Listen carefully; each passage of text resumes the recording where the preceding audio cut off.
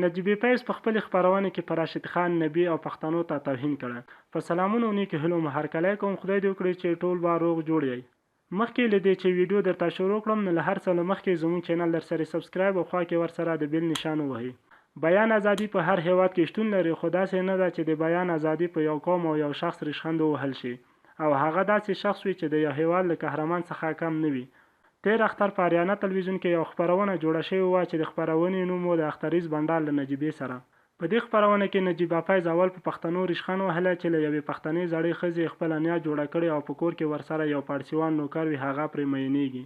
ورسره په دې خپرونه کې فرزانه ناز او داسې نور میلمانه هم وي چې هغوی پاړسي وایي او په پښتو ریشخند وهي. په دې خپرونه کې د نجیبې کوزده وي او نجیبه وایي چې زما نامزاد ارشد خان یعنی راشد خان او ورسره په کور کې یو نوکر وي، د هغه نوم یې عیساخیل نبی چې صرف د نبی عیساخیل نوم یې سرچپه کړی دی.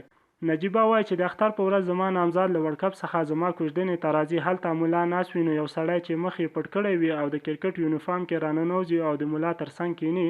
ملا ورته وایي چې ستا نجیبه ولد عبدالمنان قبوله ده؟ دا ورته د سر په اشاره وایي چې هو، خو ملا ورته وایي چې نکاح باید د سر په خوځولو نه بلکې په یو څه ویلو قبوله شي.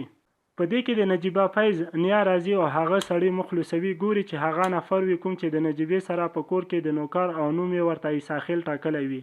دلته یې یو زموږ د کرکټ په اتل نبی عیساخیل ریشخند وهلی چې ځان سره یې نوکر کړی او بل یې زموږ په اتل راشد خان ریشخند وهلی چې هغه به له یوې داسې ډمې سره واده کوي.